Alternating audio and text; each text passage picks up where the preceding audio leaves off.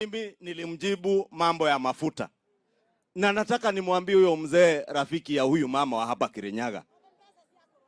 Nimwambie mimi kumjibu, mimi huwa nasema naogopa mambo matatu peke yake hii dunia. Na si mnajua? Jambo la kwanza namuogopa tu Mwenyezi Mungu. La pili ni umeme. Kitu ya gatatu ni ushuru muhiyo, urugetwa ni shosho. Hiyo ndio mambo naogopa. Lakini pia iko mambo matatu, na sio ile ya rais. Mambo yangu matatu ile nachukia kabisa. Cha kwanza ni shetani. Semeni shetani ashindwe. La pili ni uongo.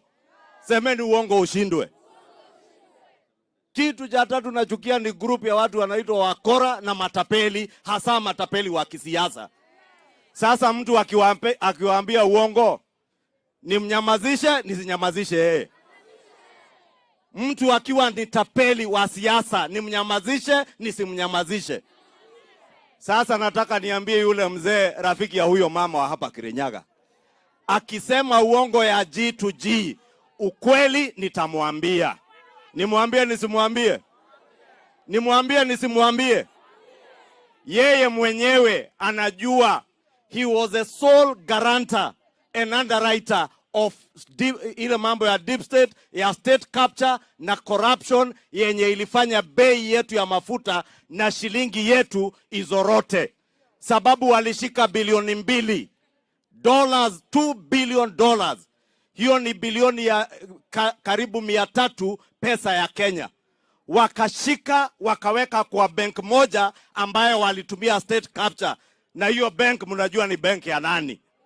Si mnajua ni bank ya nani? Hiyo pesa ndio imetuharibia soko ya dola Kenya hii, na huo ndio ukweli. Na mzee Raila Odinga kwa deep state na state capture na handshake regime anajua hiyo ndio ukweli. La pili, mzee huyo anajua wakati walikuwa kwa serikali ya handshake, yeye na wale walikuwa nao kwa serikali ya handshake ndio walikuwa wanafanya biashara na mafuta ya Kenya. Ndio unaona saa hii anawashawashwa sababu biashara ile walikuwa na broker imefungwa. Na asante.